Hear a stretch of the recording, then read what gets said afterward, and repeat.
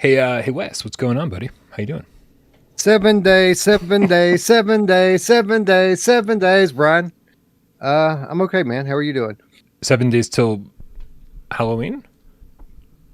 7 days until I don't know what to say, man. I can't even think straight right now. You know what's about to happen, man. It's here. It's here. It's Yeah, virtually it's literally seconds away, Brian. mere seconds away, dude. I'm really excited. I'm really excited, and it's funny because it does feel like there was a lot of quiet from Sony's part, considering how close to release we are, and then and just now it just feels like the excitement at an all-time high. And I don't know, Wes, if I can take any more. Like if things get any more exciting, if I'm going to even be able to handle it. I know it. I want to thank our German colleagues from across the seas from being so incompetent. We love you. Thank you so much. Hell yeah.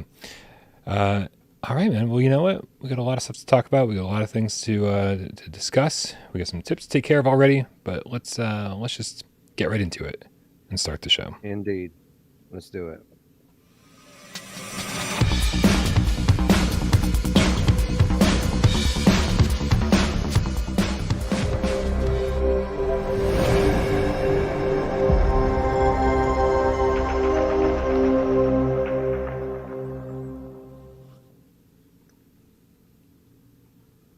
This is PSVR GamesCast Live, where we film live every single Monday, West Day, and 2 Wise Friday right here on PSVR without parole. We do it live on YouTube, video style, the thing that you're watching right now for your viewing pleasure. But if you don't like looking at our oh so adorable faces, I don't blame you. I don't want to either. You can go listen to this thing in audio format on podcast services of your choice. My name is Brian Powell from this channel right here, PSVR without parole, and this gentleman over here, looking stunning as always, it's Wes Dillon from Virtual Strangers. I love West Day so much, Brian. Aren't West Days just the best? West days are the best days. As Eat it. AJ tips in the chat. Right. Okay, guys, we have so much stuff to talk about. We have a lot of things that happened today and yesterday and the day before to kind of take care of. But listen, I do want to make it very, very clear. This is not the only place these conversations happen. They also happen over on places like Virtual Strangers, Wes's channel. So if you want to click the description in the description, click the link in the description below and you go subscribe to Virtual Strangers and go to the VR agnostic channel over there where they talk about PlayStation VR and PlayStation VR2, but also all sorts of other VR. I highly recommend you do so. Great people over there. It's a great time to do so. Anything going on over there this week that we should be aware of, Wes? Is there ever, Brian? We have an excellent final Wednesday of the first gen. We have an excellent lineup tonight. We're going to go straight into a real-time preview of the Light Brigade. And for those of you who don't know what that means, is that we're going to have podcast style discussion over live gameplay, and joining us on commentary will be Funktronic Labs co-founder Eddie Lee. So we're going to have the lead dev on the podcast end of things while I go through a run of the Light Brigade live in real time, answering questions, demonstrating things to people as we talk about them. And that's just how we're starting the show, Brian, because after Eddie bounces, we're going to give some impressions of Hogwarts Legacy VR, which I stayed up all night playing last night. So you and I are friends in multiple places, and so I generally see what it is that you're playing, whether I see you on Discord or I see you on PlayStation. And I saw that you were playing Hogwarts Legacy, and I was like, this didn't seem like a game that the infamous Wes Dillon would be playing. And now it all kind of makes sense. Yeah. No more flats for me unless they're VR. And the magical thing about 2023, Brian, is that they're all VR if you want them to be. 2023 is pretty damn amazing. The other place that this conversation happens 24/7 is over on our Discord.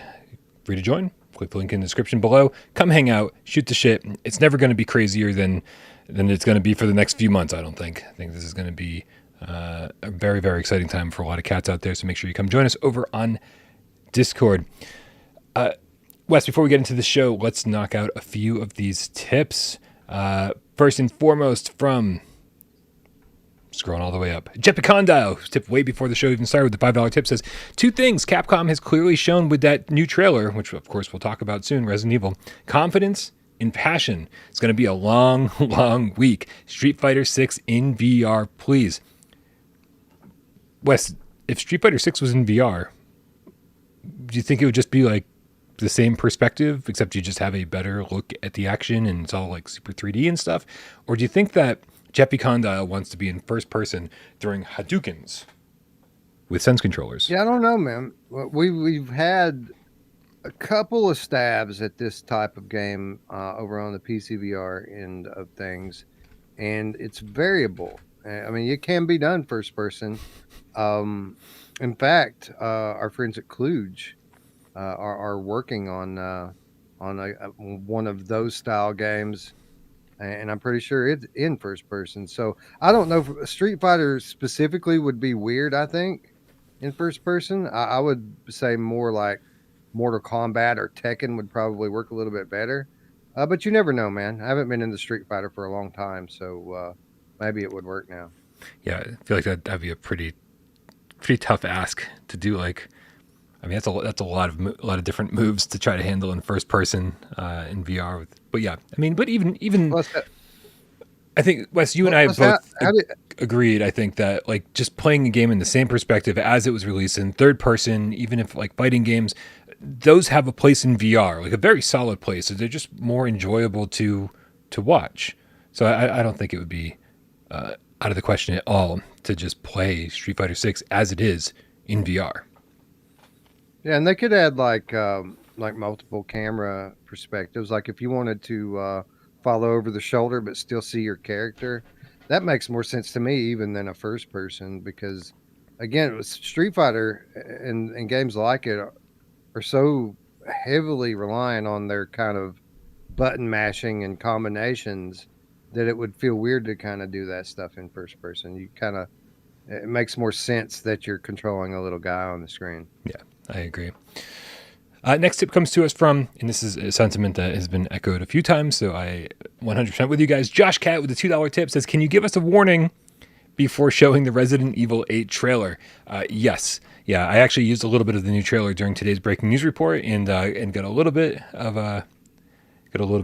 pushback on that because it's got a few spoilers in it. If you don't want to know anything about the game, it certainly has revealed a little bit more than you knew before. And so my apologies for that. Definitely don't want to ever spoil anything around here. But when we talk about the trailer, we're going to talk about the trailer. We're going to talk about the trailer. And so we're going to have that thing running like pretty much full screen. So we will definitely give you a heads up before we get into that. PSVR Underground with the $2 tip says, you can be my project Wingman anytime. Too bad single player. Hype for that one, huh? Single player. You cannot be anyone's project Wingman except for yourself. Andrew Bailey with the $2 says, I'm a silly sausage. This is the place where you want to admit these things, Wes. You just got to get it all out there in the open. Yeah. Well, thank you for sharing. Silly sausage, you. Don Kin 94 with the 2 chieftains. Maybe we'll find a better word for that.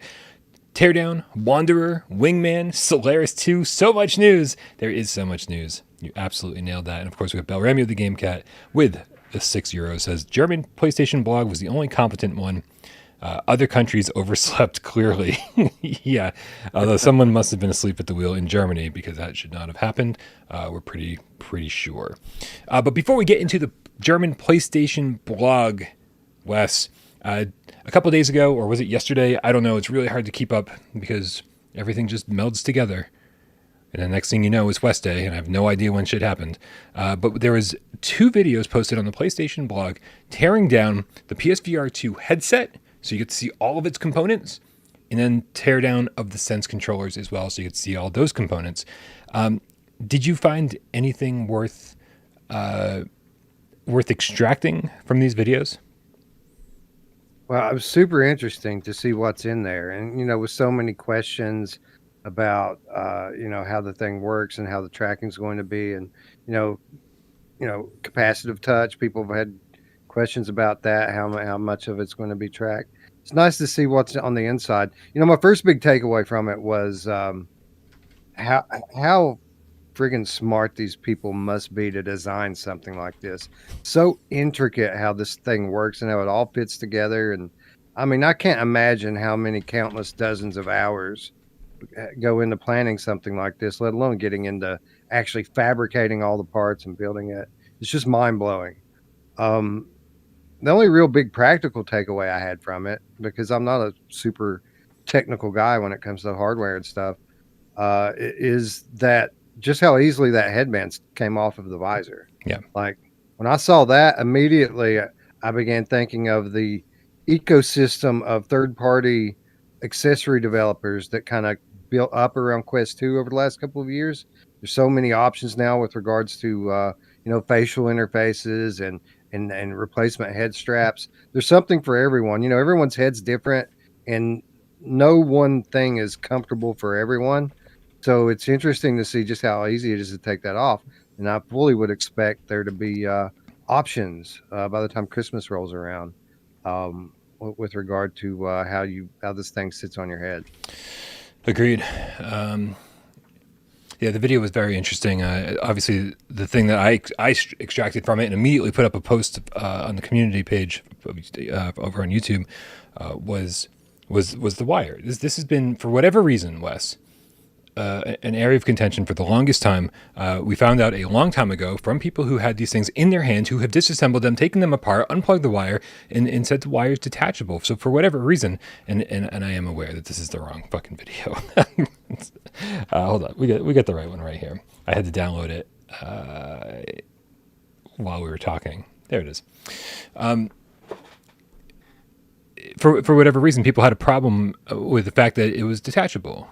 People had been to CES and said, "Oh, I tried to pull it out and I couldn't pull it out." Or people went to fast travel and they weren't really sure because they don't want to disassemble a fast travel headset that's on loan from Sony. So I get that there was a lot of confusion out there, but now that we've seen this thing, and as you said, Wes, it's really easy to disassemble everything, take everything apart, put it back together, and the wire was very clearly.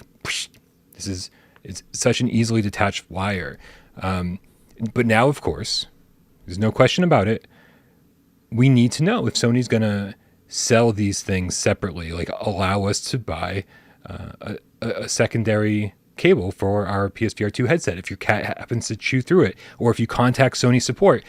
Is that going to be an option for us, right? They say, well, hey, these cables cost $20. Send us $20 and we'll send you a cable. Whatever it is, though, I will say that fixing these things because of a damaged cable is going to be so much easier this time around than the last gen, because that thing was hardwired and that was it. That thing broke. You were buying a new PSVR2 headset if your warranty was out. That was the end of the story. But we do have a lot more questions that Sony needs to answer now that we know it's detachable. Can we buy another one is the number one question we've got. And anything that there's any kind of demand for, if Sony doesn't provide it, someone will. So you would think that Sony would want to be the one to provide it. They could charge what they want for it. Now, obviously, it won't happen right away, as they're trying to build up supply to meet demand. I mean, we can't even get sensor controllers right off the top, so it'll be a little while. But I mean, there were people on my Discord speculating that maybe even people might be develop replacement lenses because people are really, the naysayers are really picking apart the fact that this thing has Fresnel lenses in it, which is stupid, because literally every headset up until now I've had Fresnel lenses in it, except for PlayStation VR1. And again, I wouldn't really expect replacement lenses to be a thing, but there's something that I've noticed about these VR enthusiasts, is that they're very resourceful people, and if they want to do something, they're going to do it. So I wouldn't be shocked to see something like that over the next couple of years. Yeah. Tim Griffin in the chat says, something I wondered after watching the unboxing video: since the headset cradle is made from sugarcane and bamboo, can it be eaten in case of emergency? I don't know. It, I certainly was thinking maybe we could do some sushi rolls with it, but I don't know. I think it all depends on how much of an emergency we're talking about. Right. Yeah. We've got a bunch of tips to get into here, so let's tackle a couple before we move on from this. Also, I will say, very, very nice that Sony did this. I was kind of expecting a Mark Cerny tech talk and have him break it down, but this was just as dry and boring as a Mark Cerny chat. So no complaints here. This was good. And again, yeah, all Japanese. Yeah, and for everybody who loves this kind of like really, really technical stuff, amazing, because everybody's looking for different things when it comes to coverage, and a lot of people were looking for this. Unintended Studios with the $5 tip says, too lazy to log into my iCarly account. It's my birthday. Oh, happy birthday, iCarly the Game Cat. Have $5 for no reason. Only a few days left for my present to arrive. Never enough PSVR hype. Agreed. Abdullah Khan with the €5 says, do you think game publishers will offer VR ports as upgrades like they did for PS4 to PS5 upgrades? If so, what do you think is a fair price? Oh, I'm throwing this one right at you, Wes. Okay, so do you think game publishers is a question about paid upgrades, right? I didn't catch the wording exactly. So on PlayStation 4 or on PlayStation 5, some publishers said, hey, here's you can get an upgrade for your game to bring it over to the new platform. And so do you think people will offer that for flat screen games? Here's your flat screen game. Here's an upgrade. Here's a way to upgrade it to VR for a charge. Should they charge? And if they do, how much should it be? I'd say, yeah, if it's a game that hasn't had any kind of VR support, I wouldn't have a problem with the charge. Now, I wouldn't expect all of them to incur some kind of charge with them. Especially first-party titles. You know, we've seen Sony kind of revive some PS3 games last gen and bring them into PS4 VR. So, you know, it's going to vary from developer to developer. And as long as they don't charge an arm and a leg for it, I have no problem with them charging money for their hard work. Yeah, I mean, we saw during that last generation a lot of different ways to do things, right? Borderlands 2 VR. Completely different SKU. You had to buy that completely, whether you own 7 versions of Borderlands 2. Borderlands 2 VR you had to buy full price. Same with Skyrim. I think that was like the 3rd or 4th or 5th or 6th time most people bought Skyrim. And then you started completely different examples of it, like Resident Evil 7, but we also know that there was like Sony money behind that. I'm assuming there was also Sony money behind the Hitman trilogy, which is why we got that for free as well. Yeah, dude, I mean, the fact is for the last 6 years, I've been begging, where's BioShock VR? Where's Alien Isolation VR? Where's Amnesia VR? If these developers want to say, hey, we'll bring these games to VR for you, but you have to buy the game all over again, fine, because it's better than not getting them. And that's, I think, where a lot of cats were when we were talking about the PSVR2 upgrades, right, or PSVR2 remasters. Some people are like, well, I'd rather have this game and have enhanced game charge me $10 for each one than not have them at all. And I'm like, yeah, 100%. Same with Polyarch, same with Mossbook 1 and 2. These are, if this is the way that they decide to do it, fine. We're going to bitch and moan about it because that's our job, is that we got to get up here and bitch and moan about shit. But when it all comes down to it, I just want the games on our platform. End of story. I'm not going to bitch about it anymore, Brian. I'm not going to bitch about it anymore because I saw Llamasoft on social media today talking about bringing Polybius to PSVR2, and the basically he was saying that his first reaction was to do it, but then he has to pause because are people going to expect it as a free upgrade? And at that point, it's not worth it to him to do it. Is kind of the vibe that I'm getting. And I would just, for one, like to say, as much as I would like for that to be a free upgrade, I'll definitely pay. Please bring it. I'll definitely pay for it. I'll pay full price for it all over again. I love that game so much. Yeah, can you imagine Polybius with like haptics in the headset and whatever they're putting into the controllers? Yep, exactly. So again, if developers are out there like Jeff Minter at Llamasoft and saying, hey, we don't know if we should do this because we can't literally afford, or it's not worth it to us for a whole group of people who bought it last gen to want it for free, then I mean, like, you know, some shit just has to happen, you know. So I'm going to send him this clip. So everyone in the chat who wants Polybius PSVR2 and is willing to pay for it, say it now. He will see this, hopefully. Right, exactly. Looper, the Underground Game Cat with the €5 says the most important thing about the Teardown, the vent, isn't just a hole. There's a single active fan used for both cooling and venting. Which also, Indie Soul with the $2 tip says, Wes, did you feel the fan that's in the headset while you were playing? Did you feel any air current?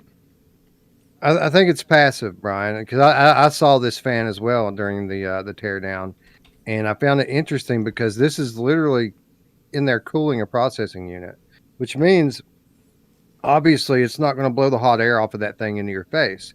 So I think there's probably some kind of a passive cool going on here where this fan's blowing out and somehow creates a vacuum, which, creates a breeze through the headset. That's all speculation on my part, but it doesn't really make sense for them to kind of blow air over the hot parts on the inside into your face. It's kind of counterintuitive.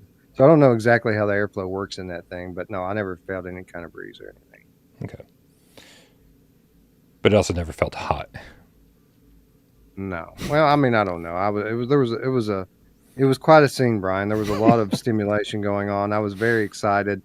I haven't had any time alone with the thing yet. So. Sure. Yeah, and we won't really know about like how hot it gets in there, which from all accounts it doesn't. That's what we've heard from multiple people who've spent a lot of time with this. But we're not going to find this stuff out at a demo where you play a game for 20 minutes on a show floor. We're going to find this stuff out during an 8-hour marathon of playing Horizon Call of the Mountain or Resident Evil Village, something along those lines. That's when we're really going to hear or understand how this thing looks, how this thing feels, how this thing, plays under these long, hardcore VR sessions. So we'll get back to you on that. Kill Artist 1, the Dreamweaver Game Cat with the $5 tip says, I have $400 more than I need in my bank account for PSVR2 pre-order, just to make sure. Take my money already, Sony. Well, he just gave us $5, so now he has $395 more in his bank account than he needs for PSVR2. So thank you, Kill Artist, for taking the risk and tipping us. Dr. Blitz with the $5 tip says, is there any way to talk to someone while they are in VR in case they need help or instructions without them having to take their headphones off?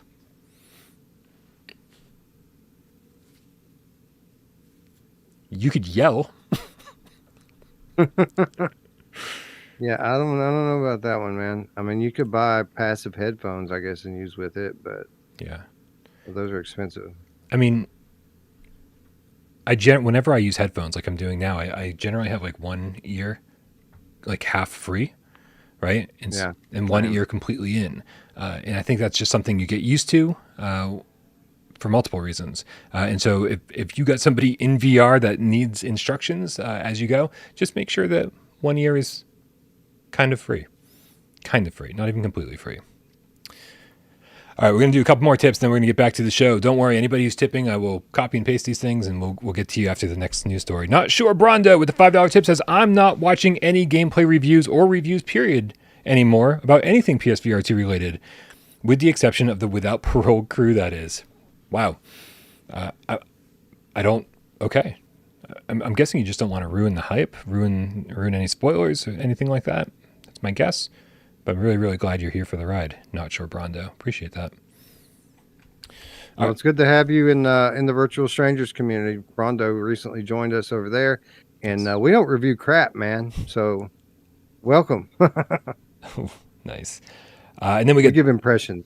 Darth Vader the Game Cat with the $20 tip says the Resident Evil VR trailer is literally insane. So interactive. This is what happens when you have a single cord. You have zero drawbacks. I've played Resident Evil 8 so many times, but this will be as if it's my first experience. We are going to talk about the Resident Evil 8 trailer soon. Not right now. Don't worry. Don't freak out. We're not going to do the thing everybody thinks we're going to do. But we are going to get into the next news story in the West. That is 100% the story about the German PlayStation blog post that went up this morning. It was by freelance writer Dominic Kaufman. Now, I don't go to the German PlayStation blog almost ever. Like, this might be the second time I've ever been there. So I don't know if freelance writer Dominic Kaufman has ever posted an article there before, but my guess is he will probably never post an article there ever again. I think that your instincts are spot on with this one. Right. So we woke up today, and luckily, we have friends in Germany. We have Bill Ramio, the game cat, who is native German speaker, and that must be the blog post he goes to. Here, let me bring this up for you guys, because it's apparently since been taken down, but that has not stopped me from having it here for you. Here it is, full screen. Now, what this says is PlayStation VR2, these games appear in the release window. The market launch of Sony's new VR glasses is imminent. To give you a clear overview of which games will appear in the release window, we've created an overview for you. Fast-paced first-person shooters, gripping survival adventures for chilling horror experiences, almost all genres are served.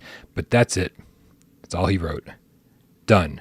And then he does this whole thing right here where he just loops a bunch of YouTube trailers into one section saying, hey, these are a bunch of PlayStation VR 2 launch window titles. And Wes, there were certainly a few surprises in there. Wasn't there? Yeah, there were more than a couple, and what was really surprising was that all the trailers were last gen trailers.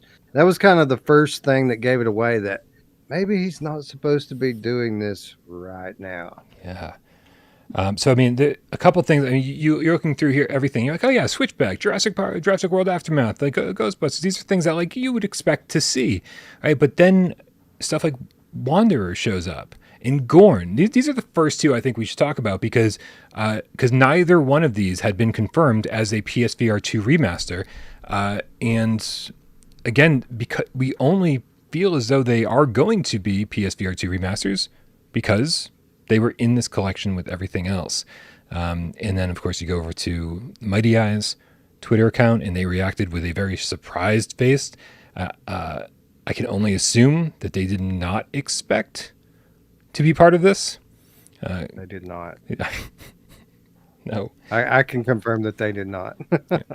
And then Gorn was there. And like there weren't even any rumblings about Gorn being remastered. I'm sure there's a lot of people out there, because before Gorn came out, there were people constantly asking me for like a year before Gorn came out, when is Gorn coming out? It became a running joke over here on Without Parole. So there's a lot of people who are curious about Gorn, I'm sure, on PSVR 2, but no one at Devolver Digital or whoever the developer is, no one had said a word about this. And so this just kind of came out of the blue. Yeah, lots of people asking about Gorn, but I will say this, since PSVR 2 has gotten closer and closer, Gorn is probably the second most popular Orn that people keep asking about. People keep asking these questions, Brian, like, can we watch videos on it, movies? What about, can we side load? People wondering about side loading. No, I'm sure you've seen the same thing in your comments I have in mine. Nope. I think you and I have a much different audience, Wes. Well, we do go on after midnight, so yeah, people have had a few. You're like, whatever, let it all flow. Yeah. But anyway, yeah, Gorn, a little bit of a surprise, huh? I mean, when you think about games that need a next gen upgrade, Gorn doesn't come to the top of my mind. I mean, outside of Stick Locomotion, I mean, that's a gimme. Outside of that, I mean, this is still going to be Gorn, right? You'd think. Yeah. I mean, I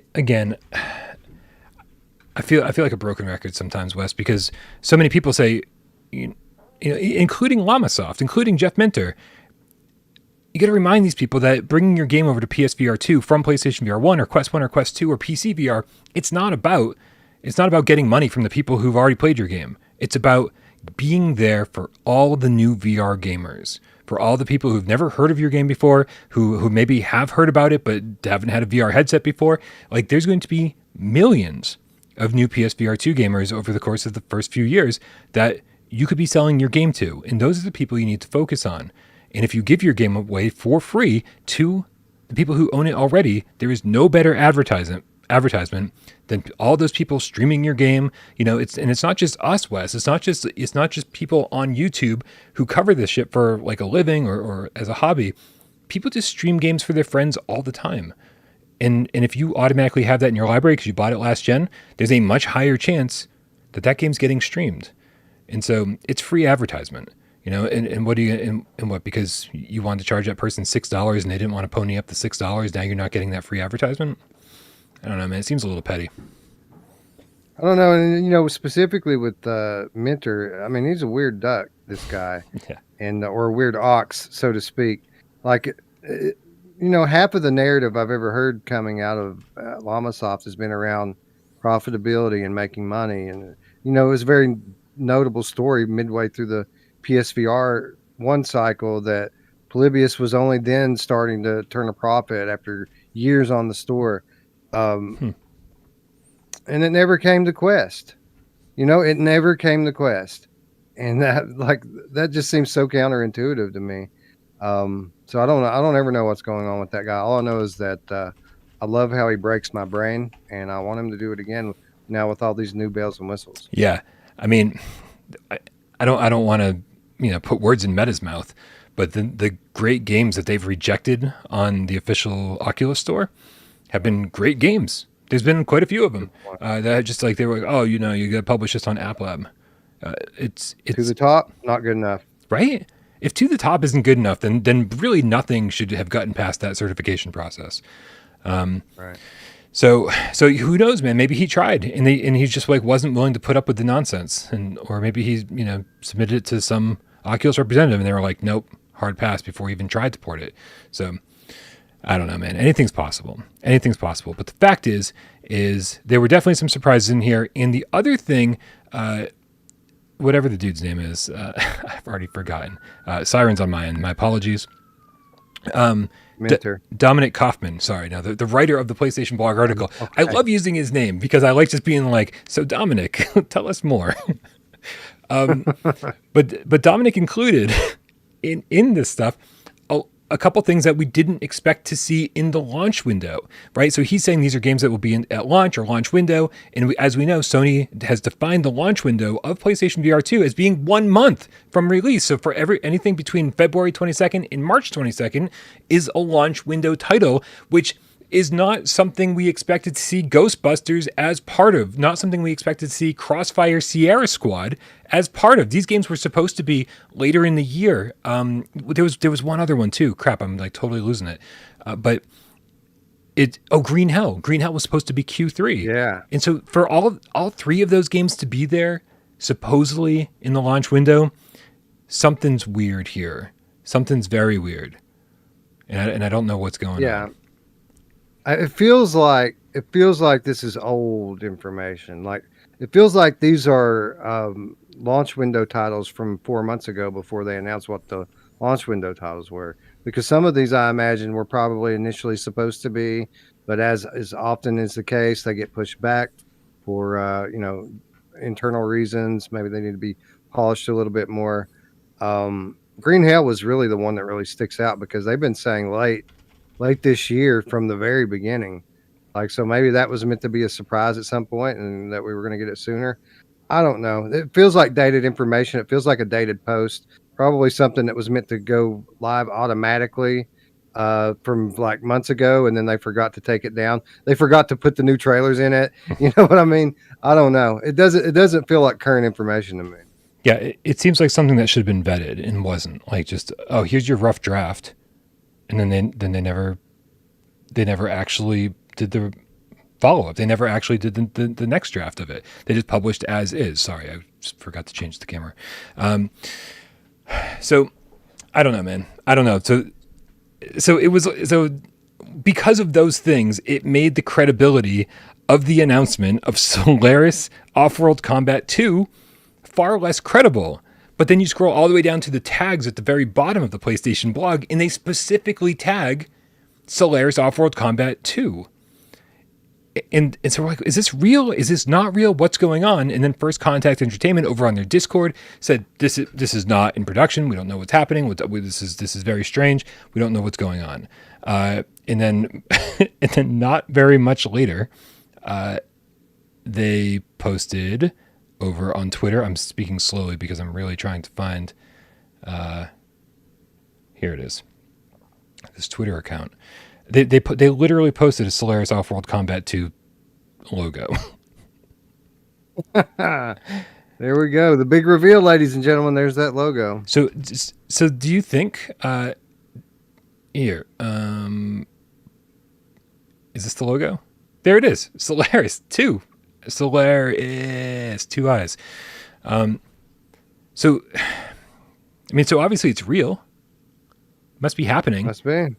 So do you think this fumble today must have been really, really big, Wes? And so many different games that were not supposed to be announced get announced. Do you think this is going to put a damper on some future event that happens, or will that future event will probably just go down as is, and we'll get reveals for these things and maybe actual gameplay?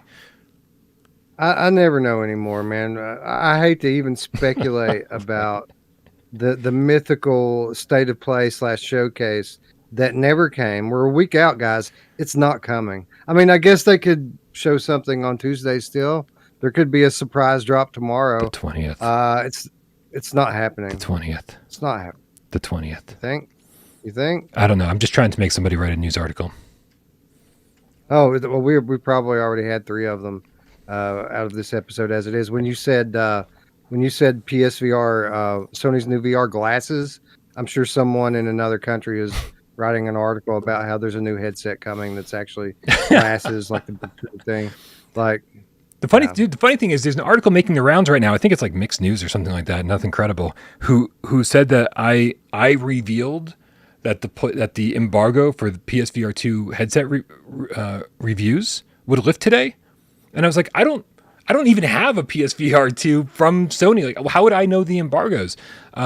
I mean, I guess there's all sorts of random shit that I shouldn't know that I do, but at the same time, like, I never said that. I don't know where they got that from, but now like people are actually putting words in my mouth. So it's almost comical at this point.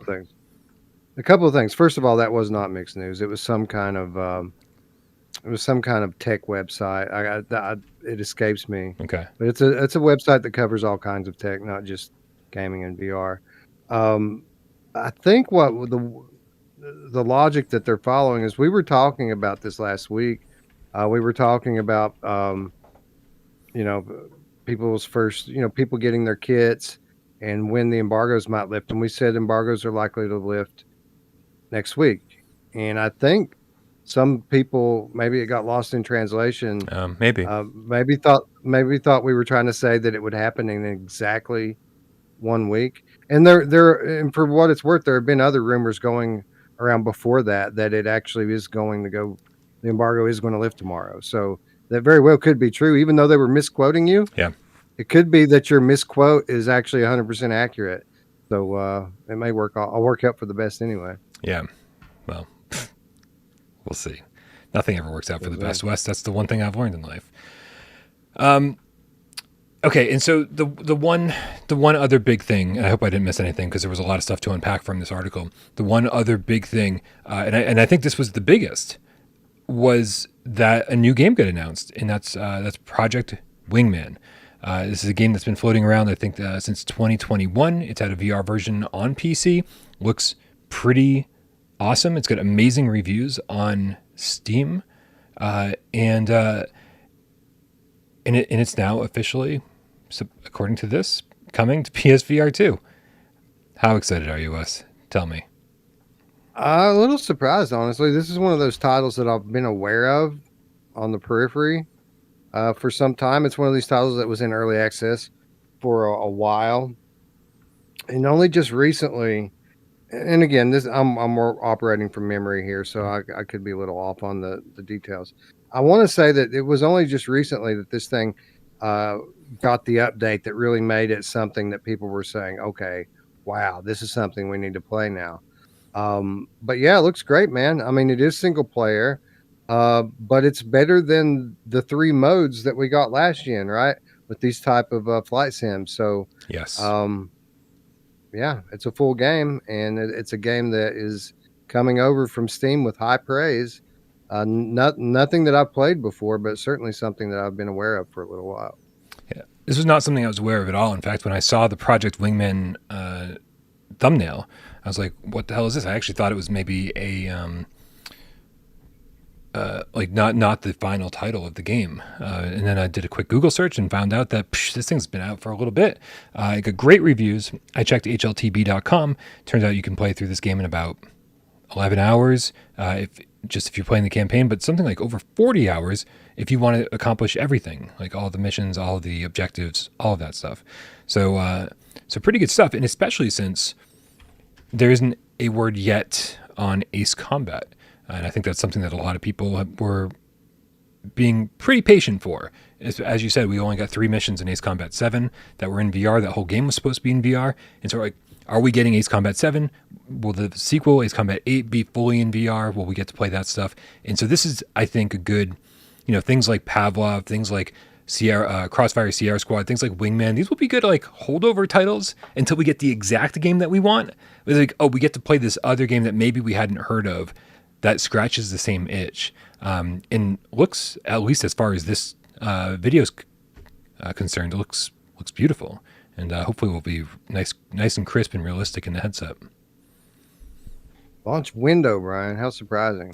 Well, but again, but yeah, not exactly a reputable source, right? Right. But I would guarantee that it's coming. At least that, right?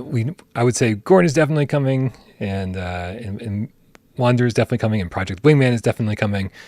We just don't know exactly when. Ghostbusters, again, very, very curious that those were all included. All right, man. Let's knock out a few tips here and see if we can't get this show back on the rails. Ryan Barron with the $5 tip says, "I know I'm over exaggerating when I say we're getting 1 million games at launch, and it feels like PS6. But what do you plan to play first?" Oh, that's a good question. What do you plan to play first, Wes?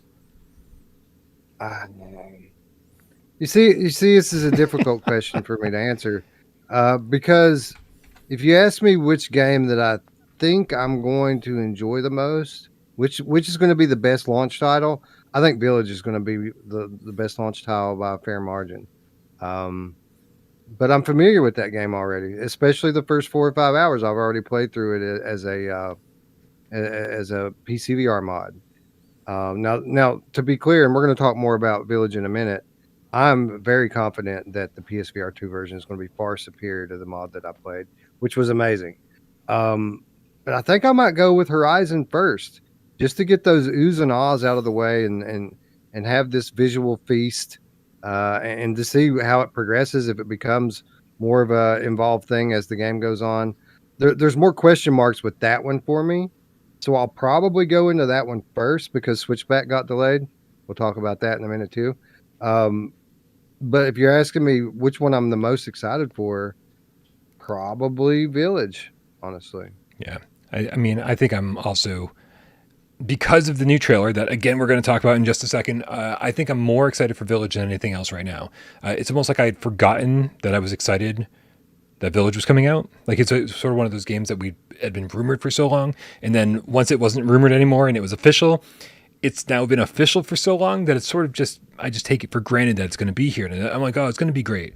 But then a new trailer comes along and goes, oh, but this is why it's going to be great. And I'm like, oh yeah, I fucking forgot that. I was really excited for Village. But I'm with you, man. I'm with you. I want the oohs and the ahs. I do feel as though Call of the Mountain is the game that's really going to sell people on PSVR2 above and beyond any other headset, because not only of what it's capable of, but also the quality that first party Sony studios put into games like that. And so I want to experience that game in the same way that I experienced the Astro game that launched with PlayStation 5, meaning I want to pick things up and feel them because Sony wanted me to pick them up and feel them in a specific way, right? I want to feel the full capabilities of these controllers, and I think that's what that game's designed to do.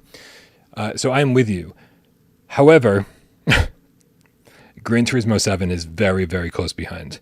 Like, my racing rig, I love playing Gran Turismo 7 with my racing rig on the flat screen. Like, this is not a sentence I ever thought I would say, Wes. I don't like racing sims, right? I never cared about getting a racing wheel, especially not a racing rig. And now I'm playing flat screen games. Dude, once we get VR, I don't think I'm ever leaving Gran Turismo 7. Like, I'm ready to dump 100 hours into that game in a month. Like, I'm ready.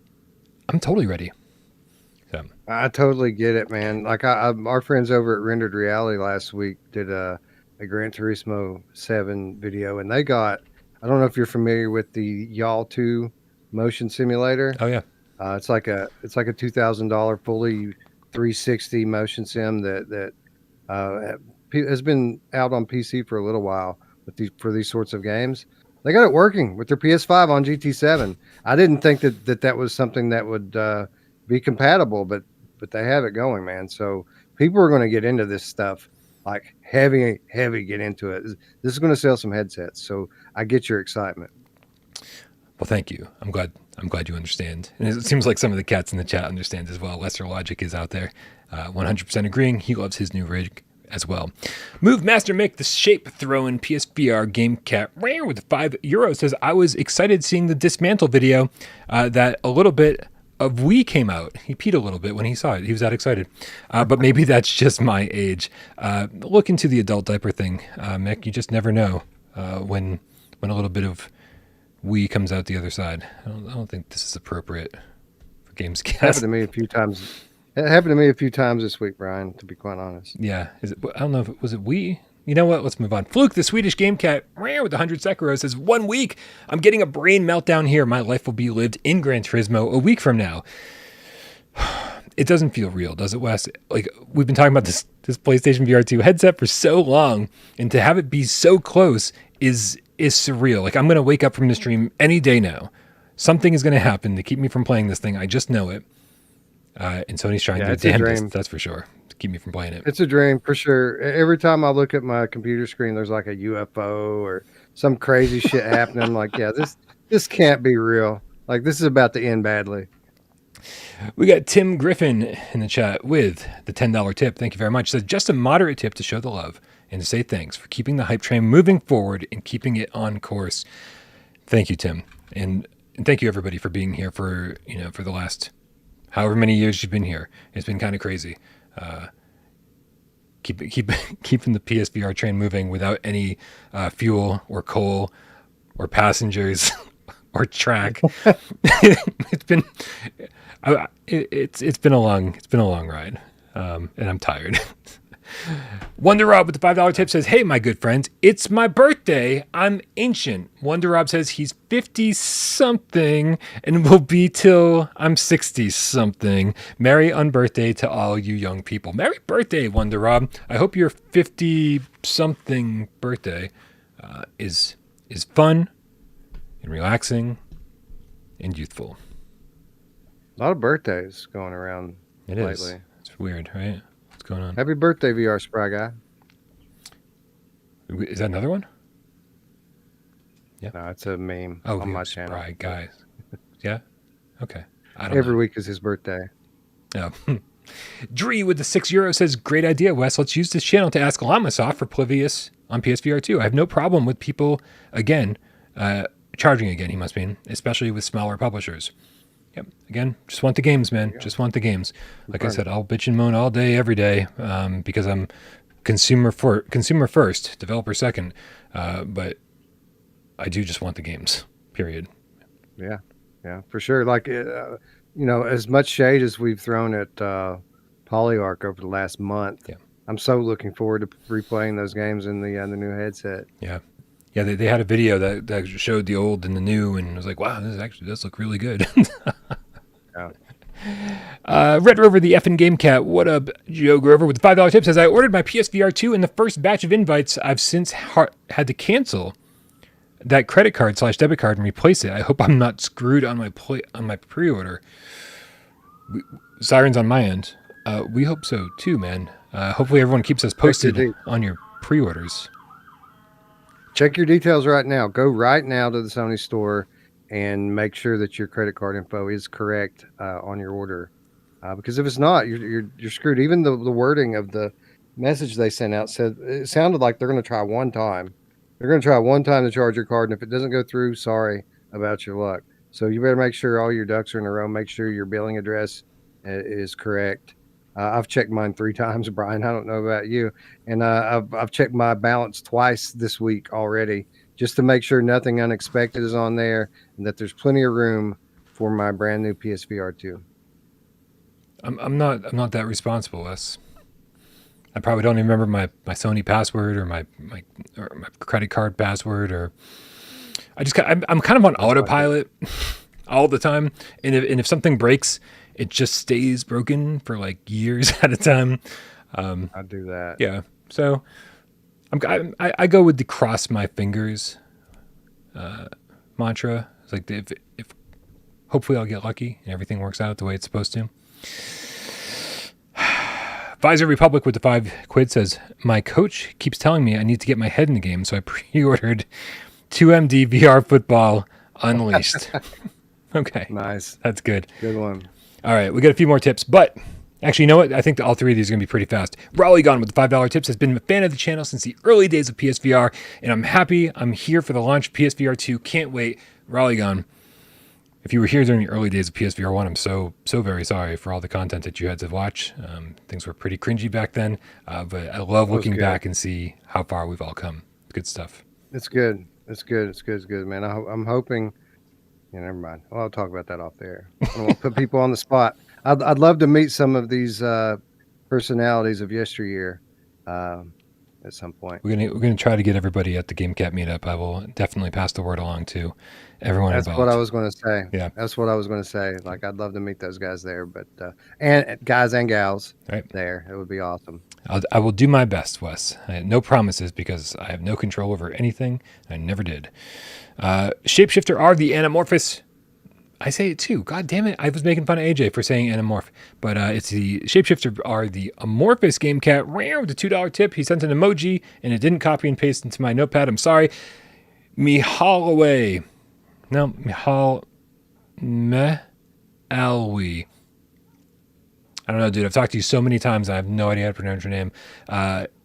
He gave us 729 AED.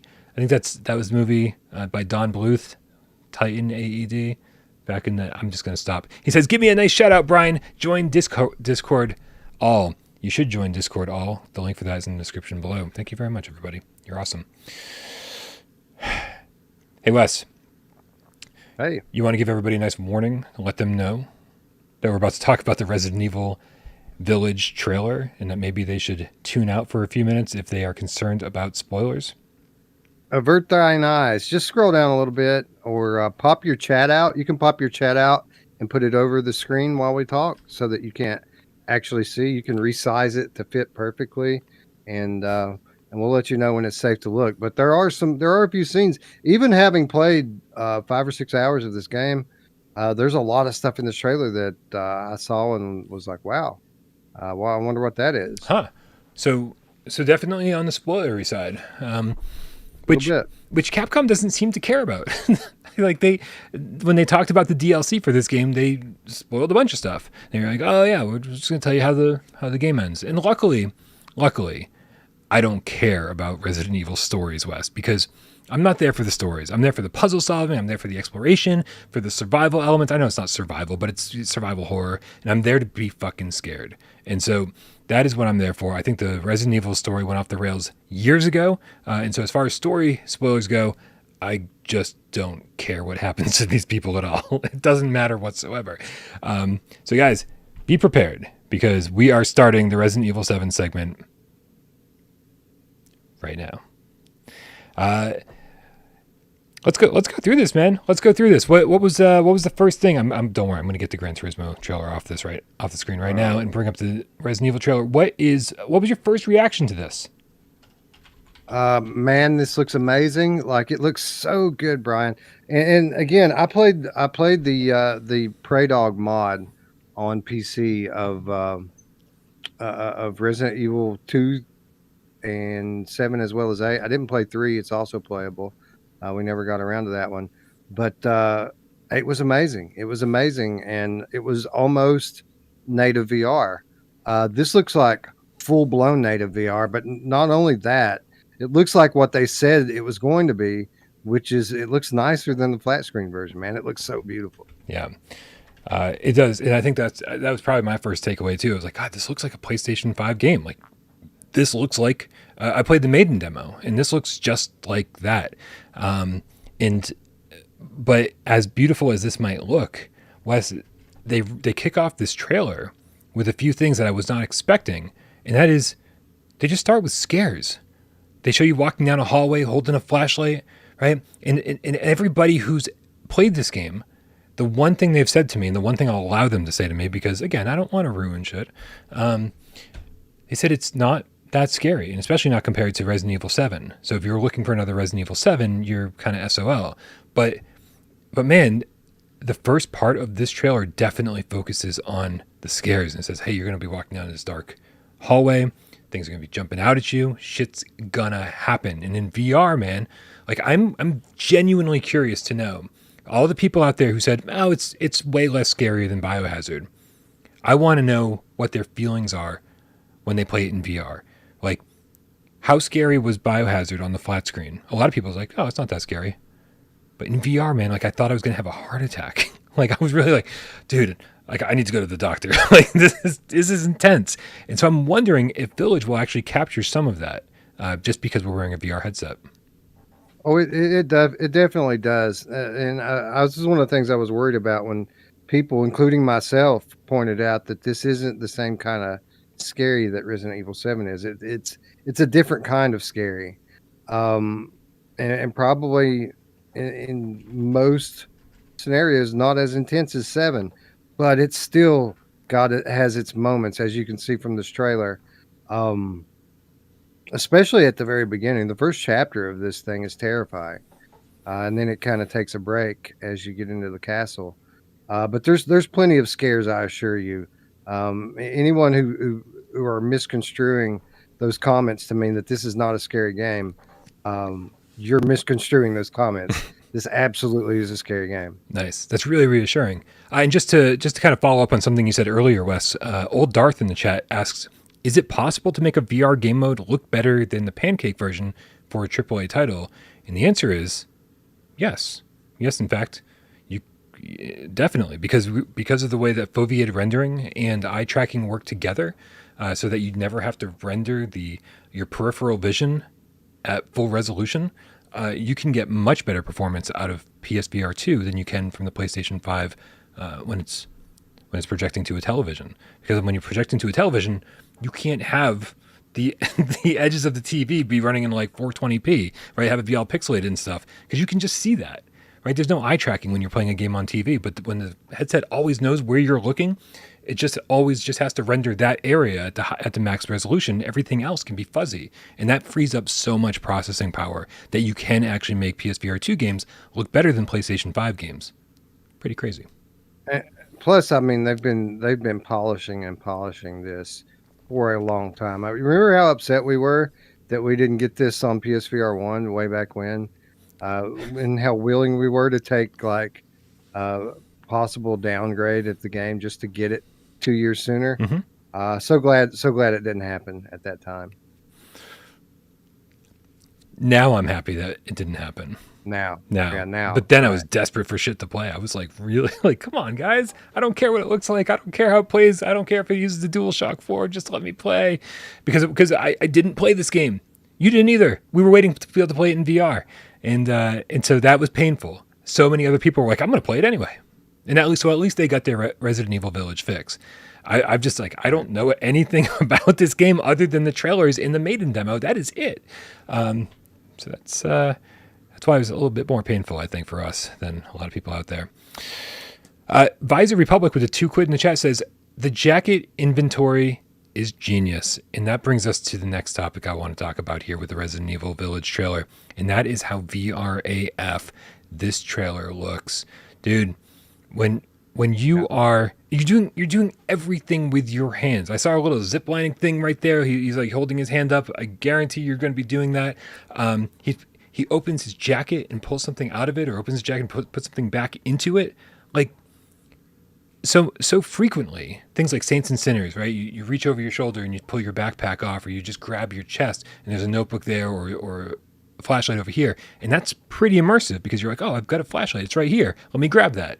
But to open up your jacket, to grab your jacket, open it up, and then take the flashlight out of it, that's just a new level, man. That is a new level of immersion as far as I'm concerned.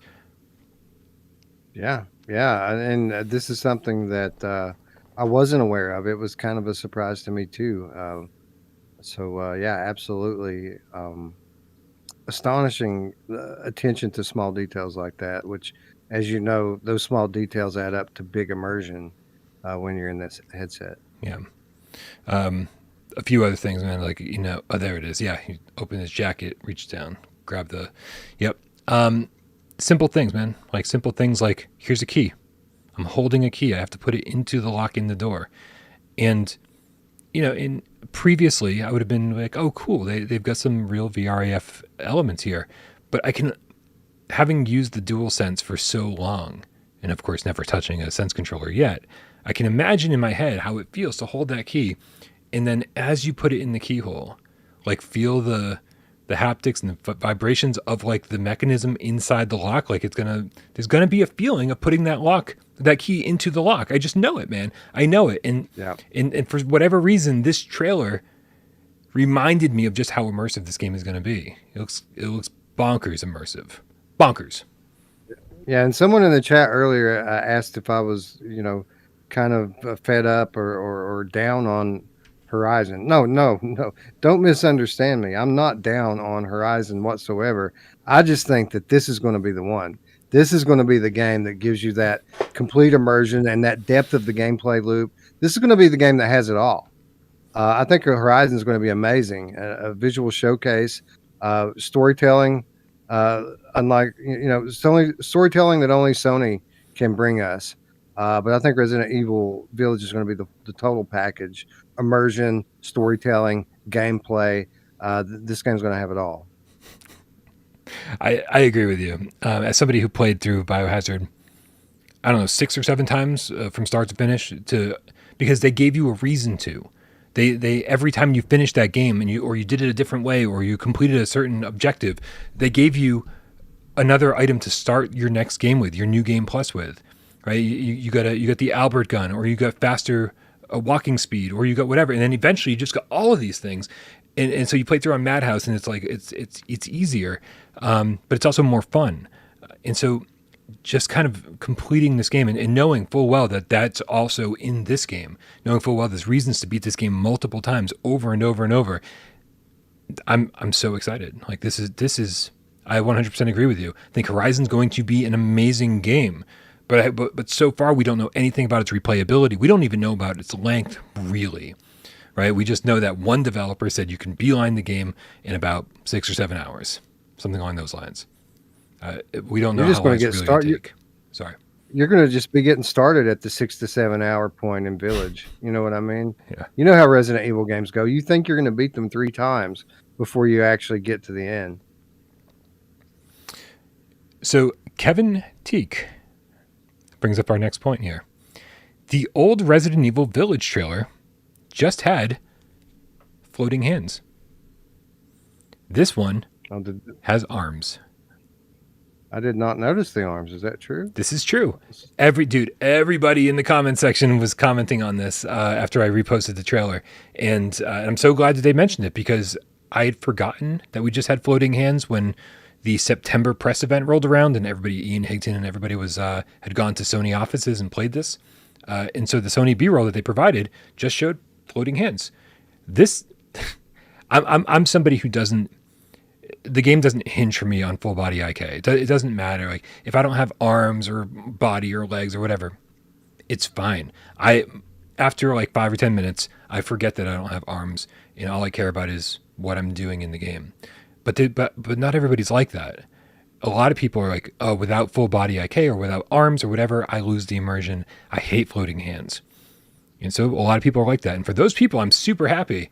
And if this is done well, then I'm happy for myself too, because like if it's done well and my arms actually connect to my shoulders where they're supposed to and not here, like in Immortal Legacy, then I'm gonna be happy, man, because I think it's gonna look really nice.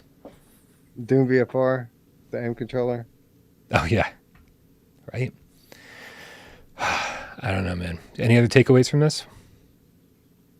No, man. Just that there's some amazing imagery in this game, and obviously, I only scratched the surface in my many hours in the game. So, really looking forward to diving into this one. And how are we going to have time to play all this other bullcrap, man? Like, this is all I'm going to want to play. Like, there's going to be about 6 games that I want to play and about 30 that I need to play. So, Yeah. I don't know. I look forward to it and I dread it all at the same time.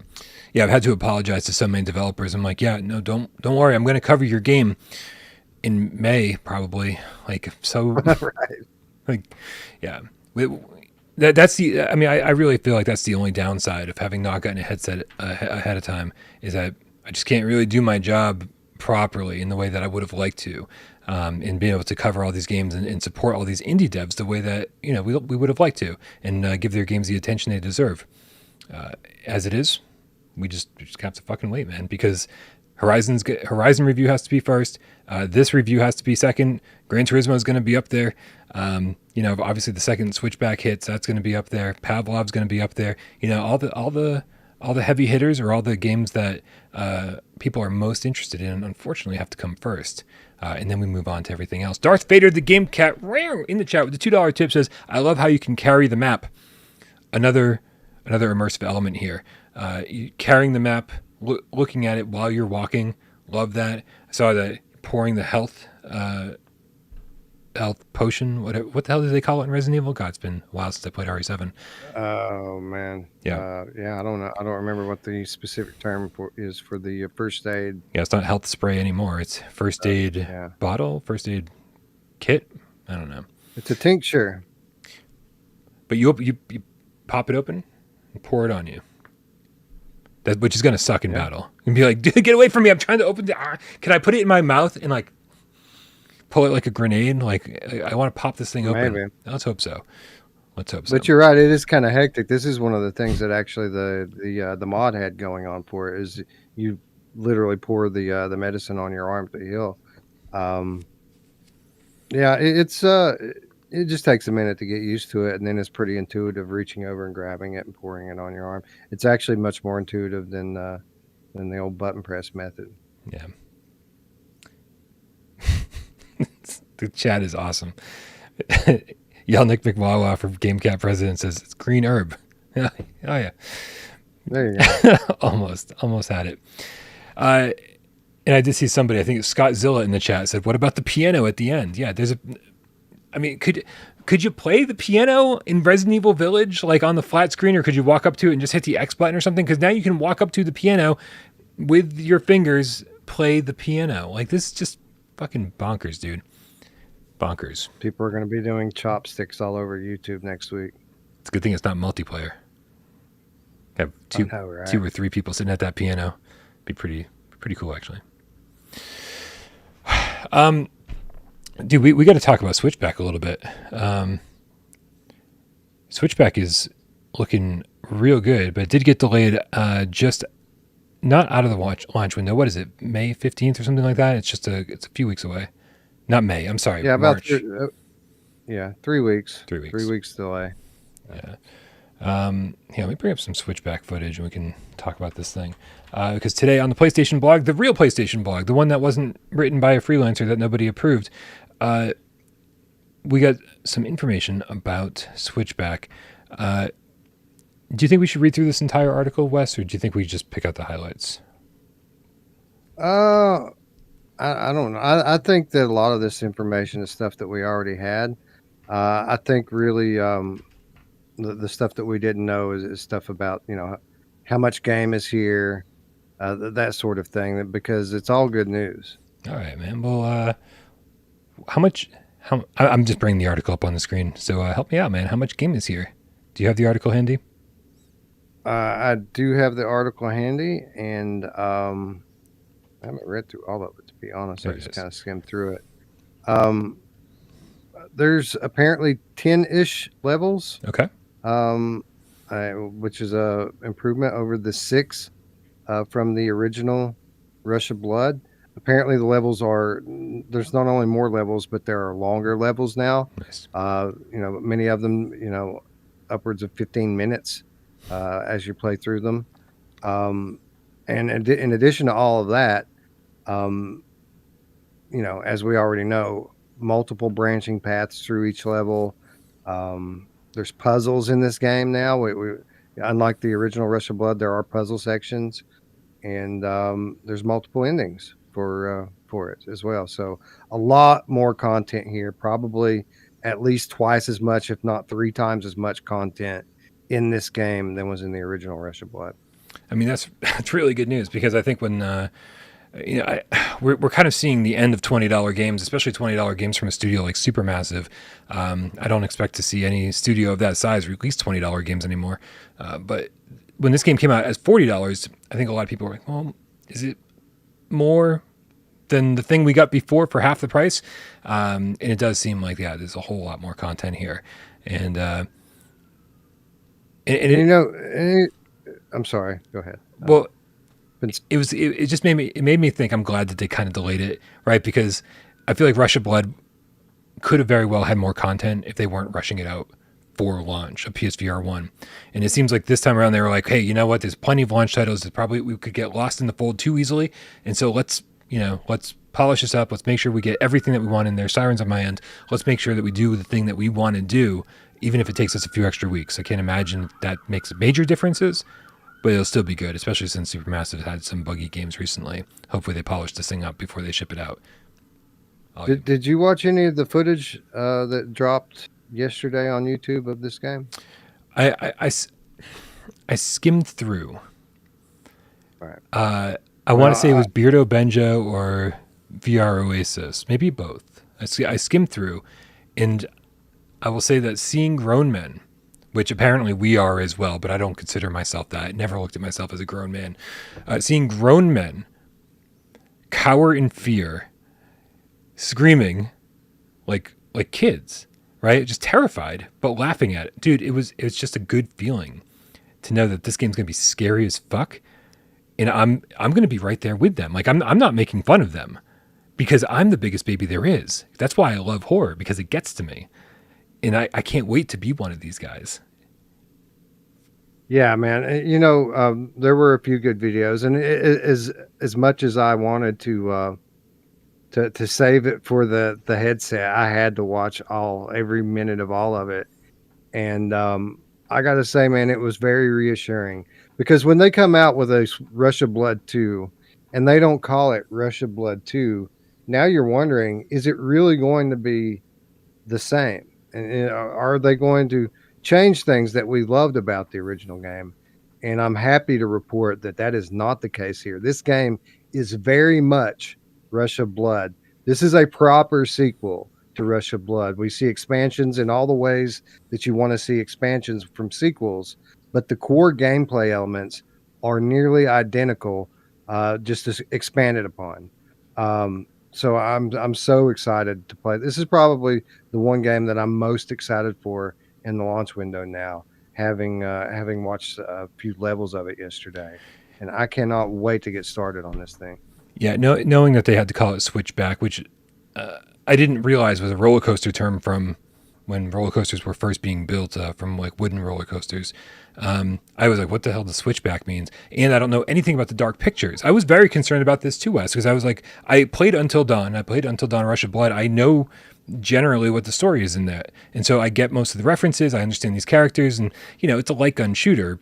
You don't need a lot of story, but it would be nice to know that the characters you're shooting at aren't just random characters, or the characters that you see and jump up and scare you or whatever. They're not just random. So I know that Supermassive doesn't own the Until Dawn license. That's owned by Sony. And so that's why these guys couldn't make it just Rush of Blood 2 or Until Dawn Rush of Blood 2 without Sony asking them to do so. So the only thing that's left for me to be concerned about is the fact that I haven't played any of the Dark Pictures games, and I'm not going to know who these characters are. And it's something I would have loved to do if I knew this game. If they told me 2 years ago this game was coming out, I would have marathoned a couple of the Dark Pictures games and gotten caught up. But now it's too late. I don't have time for that shit. So I'm a little concerned that I'm going to be a little bit in the dark. So this could be my entryway into the Dark Pictures, or this could be a slight downfall for my enjoyment. Maybe it's like the scares are there, but I don't exactly know why they're there. You know what I mean? I do know what you mean, because I'm in the same boat. I haven't played any of these games, and I'm familiar with the titles of all of them, but I won't be able to pick out. Each one of these levels apparently is modeled after one of these games. I won't know what's what. Like, I won't be able to pick out, okay, this is the Man of Medan level, and this is the House of Ashes, and like all of that. I won't know which one's which. So I do think on some level we're not going to enjoy it quite as much as the super massive super fan who's played all of this stuff. And I was having the same thought yesterday, like there's no time. Like I want to cram now and play all those games, Yeah. but there's no time, and I'm certainly not going to wait. Maybe I'll be able to get one of them in, but I doubt it. I doubt it. There's going to be so much other stuff to play starting next Wednesday that I doubt that I'll even get into one of them. You kind of referred to this already, but I'm just going to read one excerpt from this blog post before we move on. Something I'm very excited about for sure. Here it is. It's your own personal nightmare where each track has multiple terrifying paths. No two runs will be the same. Do you choose to face demon dogs or masked mannequins? Do you choose to be an enabler of death or let someone live? Every obstacle will test your reactions in this terrifying, multi-sensory VR horror experience. The curator is watching, so choose wisely. You talk about ghost ship apparitions, faceless enemies, vampire hordes, twisted serial killers. It seems like the Dark Pictures, maybe Matthew Longo in the chat can help us out because he's telling us which games to play. He said you can skip the first two, just play number 3. It seems like the Dark Pictures just covers all territories of horror. And so maybe, are these games linked, like a story-wise, or are they just different stories in an anthology? Maybe I'm not missing anything. I don't know. I have no idea. What I do know is that I did notice that there were some like vampire type things going on in here. And this is something I've been calling for in VR for a long time. We've got plenty of zombies. We've even had some werewolves. We've never really had a proper vampire game. And it's good to see that we're going to get some vampires in this in a proper horror scenario, right? People can make vampires downright goofy if they want to. Right. But we're getting some classic horror vampires in this, and I'm excited for that. Okay. Let's tackle a couple tips, then we can move on to the next news story. I swear I got him. Super cool video, bro, with the $2 tip says, I'm sad when Brian jokes that VR2 is his peak, but same. I was talking in voice chat, I think yesterday or whatever. I don't really pay attention to myself even when I talk. I feel like I could be done with video games after PSVR2, Wes. I feel like we've gotten to PSVR2 will be the point. It's for some people it's just another stop on their journey, another dot on the map on the way to wherever they're going. For me, this is the thing I've been kind of waiting for, right? PSVR 1 got damn close. But this is like VR refined and maybe not perfected, but damn close. It's where I wanted VR to be. This is what I've been dreaming about since I was 7 or 6 or 5. I don't know, man. Ever since I knew that VR was a thing and that you could play video games from the inside. This is the culmination. This is the pinnacle of video games for me. It's about to be in my hands, God willing, and and like it's very. I don't know, man, how much I'm going to care, right? Because I got sick of PS4 games a little bit and PS5 games even more because there was like a lack of innovation. It was just like, here's other versions of the games that you've been playing, and now they're prettier and the worlds are slightly bigger and whatever. Like, where does VR go from here? I mean, the next 6-7 years are going to be amazing, but like, yeah, I just don't know, man. I just don't know. I feel like I've reached the end of my journey, and this is the beginning of the end of my journey, and I'm thrilled that you guys are here for it. Very cool. Not going to be the case. It's going to get better, Brian. Like we're still in the early days. We're just hitting Super Nintendo right now. Like that's what this is. And as amazing as it's, do you remember looking through like the Nintendo Powers at the early pictures of Super Mario World and how awesome it looked like compared to what we'd been playing at that time? It was only getting started at that point, as we all know. Look at it, what it is now. The games are going to get photo real. The worlds are going to become massive and open. The possibilities are going to be endless. People are going to get, incorporate more of your senses in over time. That the hardware is going to get super small and light. The field of view is going to get wider. The thing's going to get wireless, and that's just going to make for much more immersive experiences. It's going to get better, but I get the sentiment. Right. This is kind of the pinnacle of what we've been building to since we started this journey. In our childhood. I'm with you, man. This is what I always dreamed of. The moment I got my Nintendo, I knew that this is what I wanted to do for the rest of my life. Like, this is the thing that I love. So it's awesome that we're a week away now from being able to be inside these next level immersive experiences. But I'm fully confident that if the world manages to stay around another 30 years, that we're going to see things that are just unbelievable. Yeah. I mean, that's true, right? I'm just nervous that VR will eventually go the same route as flat screen games and just not be exciting anymore for me eventually. This is what I should have said maybe is that this is the pinnacle. This is the destination. This is great. And maybe I won't be as excited about PSVR 3. Right? The same way I wasn't as excited for PSVR 3 as I was about PSVR 2. PSVR 2 was like the pinnacle. This was like the greatest VR flat screen gaming is ever going to be. And then it was just like, from that, it was kind of downhill from there. There's going to be so many people in the chat that disagree with me that I fucking love it. To go back to my earlier analogy, like, I would say that I probably wasn't as excited initially for N64 that I was for Super Nintendo. Like, I was over the moon for Super Nintendo, but that don't mean that PlayStation doesn't come along a little bit later and just completely turn everything on its head. So we're in our Super Nintendo phase right now, and at some point in the future, our PlayStation is going to come along and just kind of blow our minds all over again. Who do you think is going to make our PlayStation? Probably Nintendo.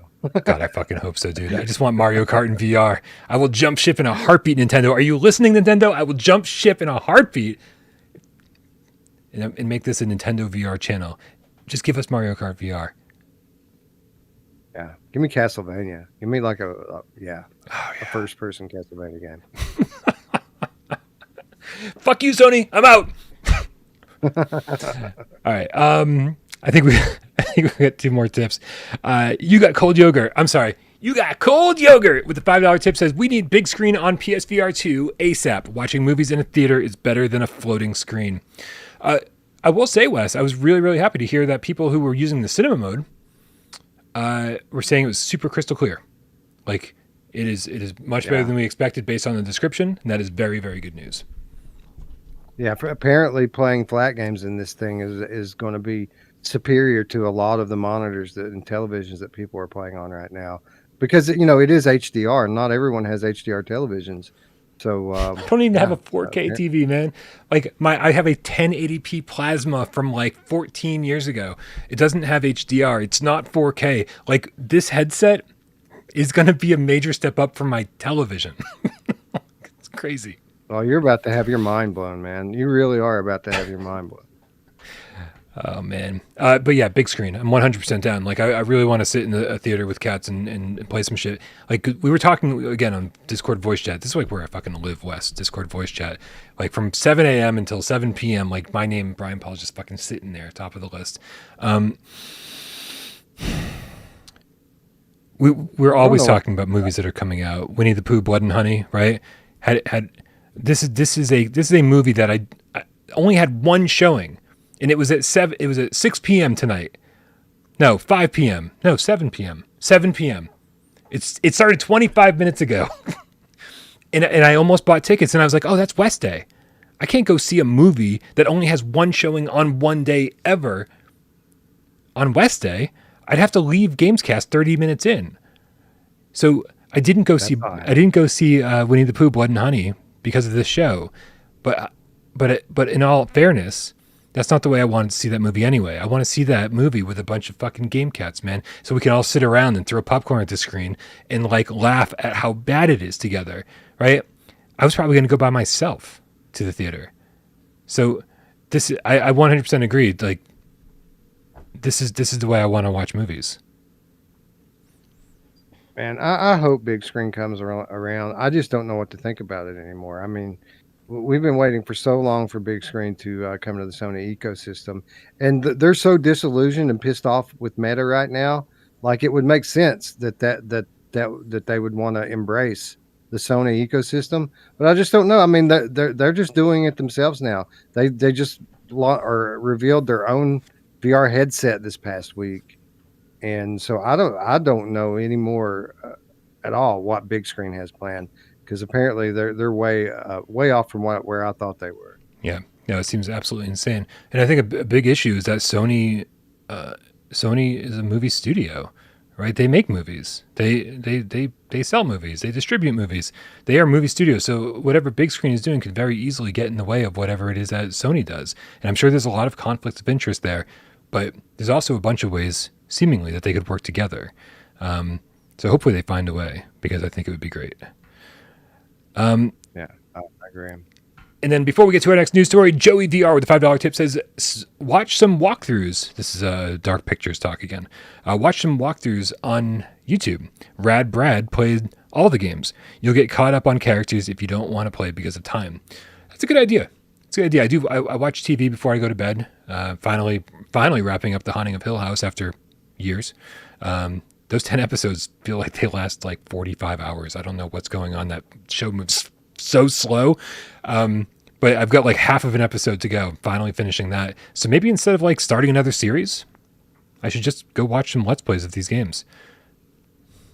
I don't know. Makes sense. I like it. Well, it's kind of like what we did for to prepare for Half-Life Alyx. Like, I never played Half-Life before, and people say you got to play Half-Life 2 to fully appreciate Half-Life Alyx.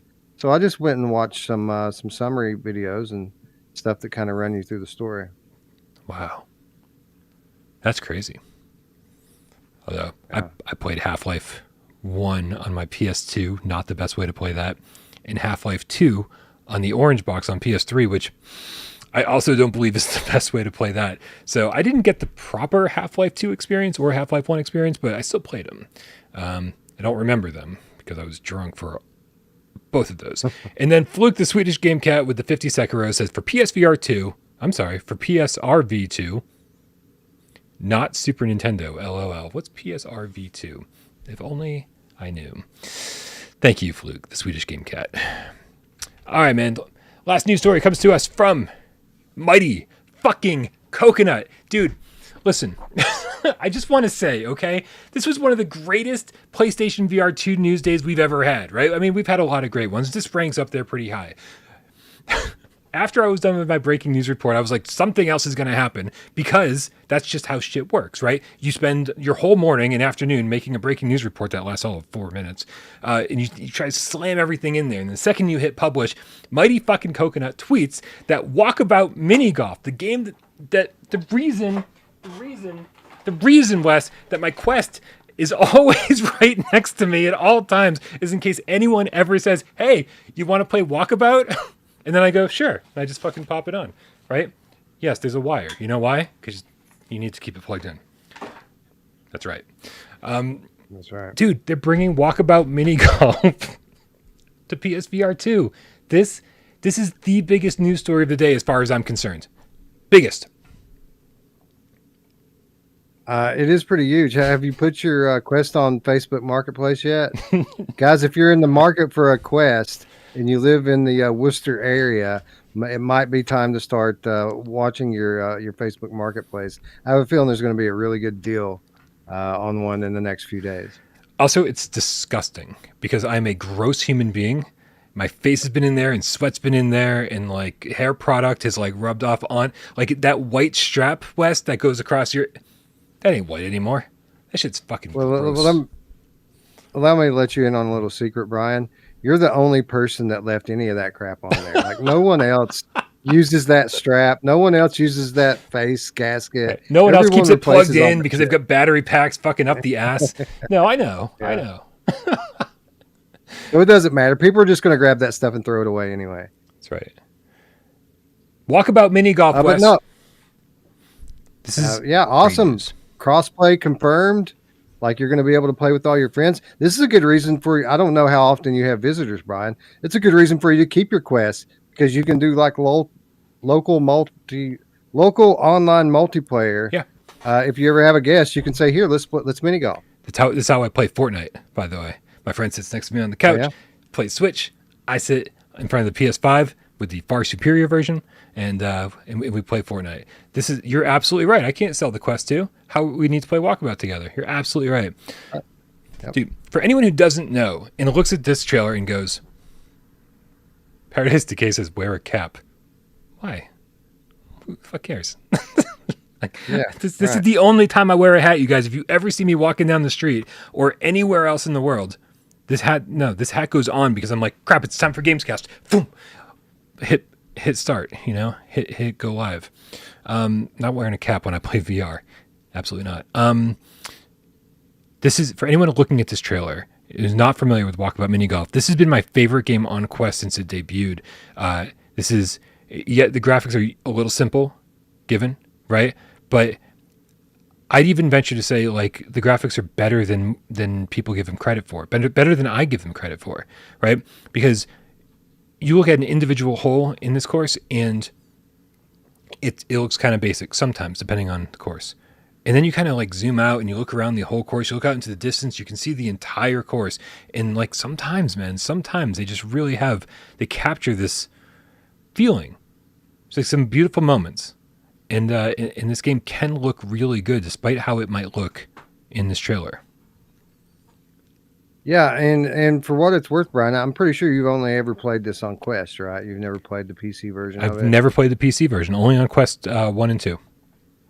Well, so while there's not a huge upgrade, they're very comparable across platforms. There is definitely going to be an upgrade on PS5.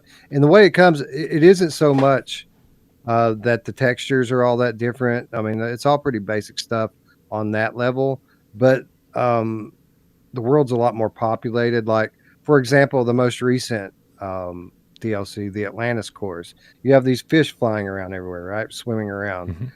There's going to be a lot more of that stuff now. The lighting's going to look a little bit better. So it is going to be an upgrade. While maybe not a profound upgrade, you are going to notice that it looks better. And plus, I mean, the field of view from PSVR2 to Quest is a marked increase. Yeah. Like, it's not that much of an increase from PSVR1 to PSVR2, but from Quest to PSVR2, it's going to be noticeable. So I assure you that you're gonna dig this game all the much more in your new headset. Right, and it's important to know also that this game isn't about graphics anyway. Right, this game is about like if you buy this game when it comes out on PSVR2 and you jump in and just play by yourself and like just kind of wander around, look for the collectibles and practice the course, you're gonna say this is okay. The physics feel nice, but like you're not gonna capture the magic. And the magic in this game is that the multiplayer is just so much fun. It's basically an excuse to hang out and shoot the shit with your friends while you play mini golf. You can, when this first debuted, you could play 4 players. Now you can play 8 players. Yep. And if you play 8 players, like fucking clear your calendar, clear your afternoon. Like you are going to be there for hours, because for 8 people to take a shot each, it takes like 20 minutes just to get through a hole. So if you've got any desire to hang out with your friends online, this is, as far as I'm concerned, one of the best places to hang out. And if you don't, you should try it anyway, because I was never a big multiplayer guy. But VR has kind of sold me on it. And it's games like this, games like Demio, that really show you the potential for hanging out with your friends in VR. Yeah. And yeah, you don't have to like golf for this, Mako, in the chat. Absolutely not. This mini golf is a completely different beast. This is way better than real life mini golf. Like, it just, the courses are more creative. The last time I went real life mini golfing, the courses were nothing like this. Each hole was extremely similar. There wasn't anything like visually stunning around us. Like, it was a real, and then there were people kind of rushing us, like, because there are people behind us. You know, it was busy. It's always busy. This is the ideal way to play mini golf. And if you don't like mini golf, I'm not really sure what happened in your life to make you the way that you are.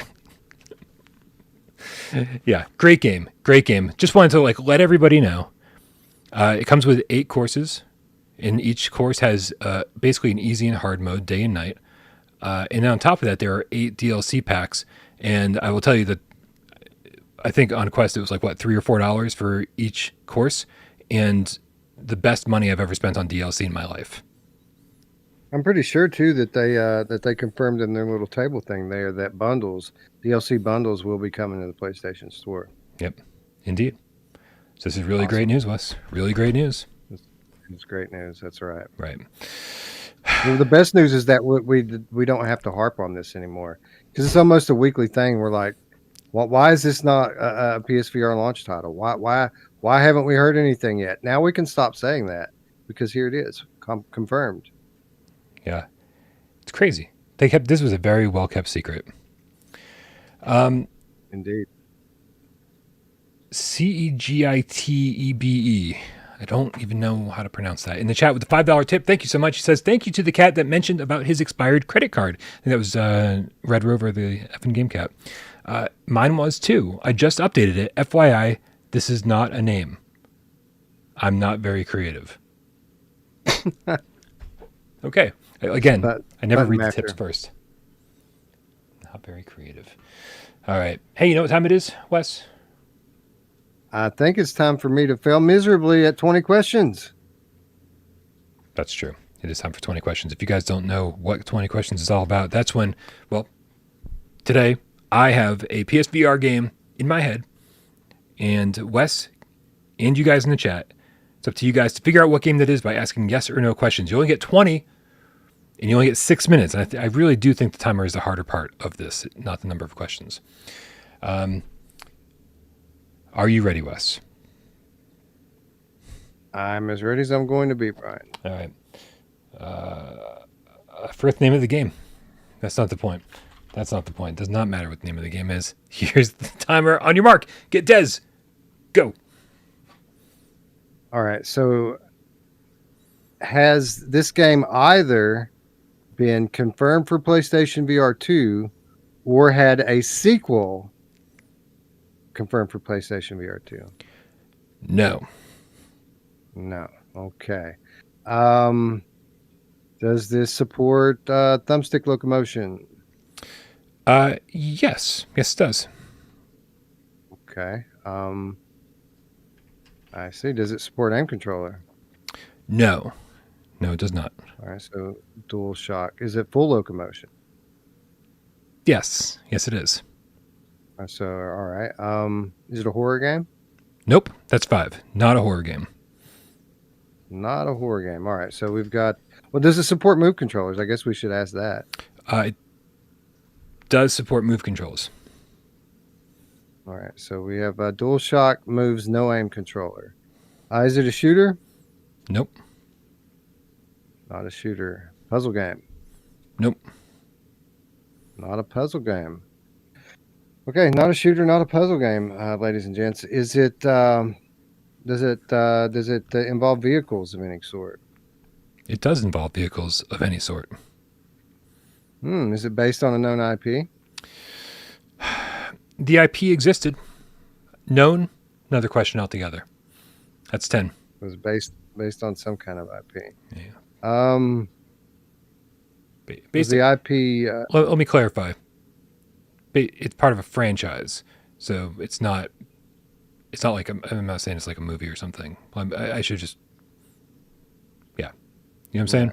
Okay. Yeah, I got you. Is it a racing game? It is a racing game. I see. Is it an arcade racer? Yes, it's very arcadey. Is it exclusive to PlayStation VR? No, it's not. I see. Has this developer done other PSVR games? Yes, they have.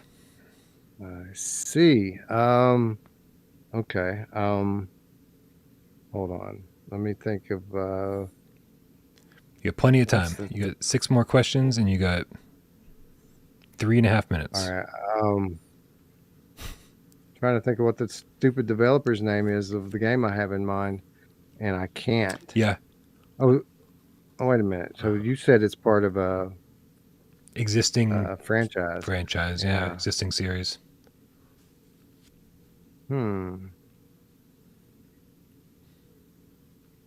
That's It could be. It could be. It could be. Not. It can't be Wipeout because it's not exclusive to PlayStation VR. Same thing with Drive Club. I'm thinking Mini Motor Racing X as well because I think that's a mobile series. So maybe that fits the bill. Did this developer also develop Rush VR? They did. Is this game Mini Motor Racing X, Brian? This game is Mini Motor Racing X by the Binary Mill. The Binary Mill, thank you. Yep. Really a game that I didn't love at first, but then they added first-person views. They added cockpits or actually details inside the cars. It's super goofy and super fast-paced. But man, and there's something I really, really enjoy about this. I just wish that the mode that feels most like kart racing had better weapons, because the stuff they have in there is just kind of dumb. Yeah, it kind of feels like a modern RC Pro-Am in a way. It does. And which is cool because I loved RC Pro-Am. Yeah, I think this game goes under the radar a lot. I think it didn't get the credit it deserved. And I think that could be said of all of the Binary Mills games, the ones on PlayStation VR as well as the ones that didn't make it yet. Yeah, it's a good game. Yeah. Yeah, you mentioned RC Pro-Am, and yeah, you can play from that perspective, the isometric top-down view. And initially, again, when it launched, the camera didn't follow the car because I guess they were scared of motion sickness, so it was really difficult to play in that mode. And then they added a mode where you could just play RC Pro-Am style, and I was like, why wasn't this there from the beginning? And I'm going to guess it had something to do with Sony's certification process, where it's just like, oh, this might make people sick. But man, multiplayer. Yeah, would you play 8-player multiplayer or something like that? Yeah, I think so. Yeah. It's just so fast. These tracks are so small. You go around the track in some of them 10, 12 seconds. Some of them are that small. And so it's 8 to 10 laps. And it's just it just feels so chaotic, but I do love this. This is absolutely a game that I should re-review, because I don't think I ever re-reviewed it from the launch day when it had some problems. So, Rhodey in the chat says Rush would make a great upgrade. Rush VR, dude, wingsuit racing with haptics in the headset. I'm down. Yeah, me too. Give me a sequel, dude. There's enough going on here and that game's been out long enough that we could do a full blown sequel to Rush, and I think it would be amazing. Yeah, agreed. What's up, bud? Don't you want to come up here? So, if you guys didn't know, people have been asking me for so long. People have been asking me for so long for a tornado cam, because they're like, well, where the hell's Tornado? And she always finds a new place to hang out. And so while I was getting the show set up today, I got a tornado cam ready for you guys. And there it is. It's right here next to me. And she's not here, right? She's not here. She's actually by my foot right now. And so I wish she was here, but I have a tornado cam set up in case she decides to come back. So she's wise to your game, bro. She's never going to jump up there anymore now. No, she lives in the racing rig, dude. There's so much cat hair on the racing rig. She hangs out there all day. She scratches it up, and then she sleeps there all night, man. That is her new home. Oh my god, hold on, tornado cam, dude. Boom. Absolute last minute tornado cam worked. OMFG. I can't believe it. This is crazy. YouTube gold, Brian. This is YouTube gold. This is YouTube gold. Oh, shit. It was until the camera fell. Oh. Now you have to start doing shorts of just tornado clips. She's smelling it. This is awesome. All right, you guys. Well, thank you so much for hanging out. Here, I'm just going to move some stuff around. We want to thank a couple people. First and foremost, all the moderators killing it. Absolutely killing it over there in Discord and here, keeping the conversation civil. You guys have no idea how much work they do behind the scenes. It's amazing. I love them to death for it. Otherwise, it would be a full-time job just moderating this channel and the chat. Also, Jay Meow, who gets this thing up on podcast services of your choice. Guys, we're killing it in the UK. We're killing it in the States. We're killing it everywhere. Thank you so much for listening. Also, Sci-Fi Game Cat Henry, who puts all the timestamps into this show, sometimes an hour or two after it goes live. So don't worry if they're not there, they will be. And of course, everybody who supports us on patreon.com, everyone who participated in the chat tonight, everyone that hung out and helped with 20 questions, and of course, everybody who sat back and watched the show and didn't say a goddamn word. We know you're out there. and we love you just as much. Happy West Day, Wes. 7 days. 7 days. 7 days.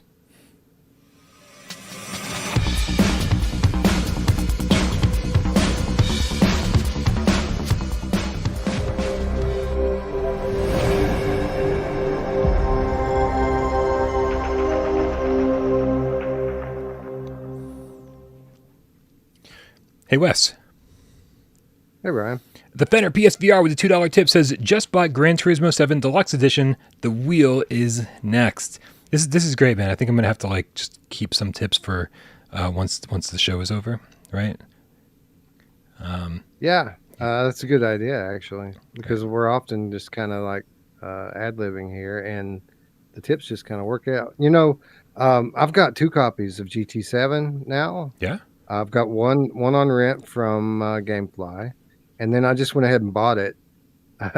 After I saw how awesome it was, I was like, you know what, I'm not going to ever send it back. So I bought a digital copy, but I also have 2 PlayStations here now. So I'm trying to debate whether or not I should send the one back to Gamefly yet, or maybe try to get some local multiplayer going on. Definitely some local multiplayer, man.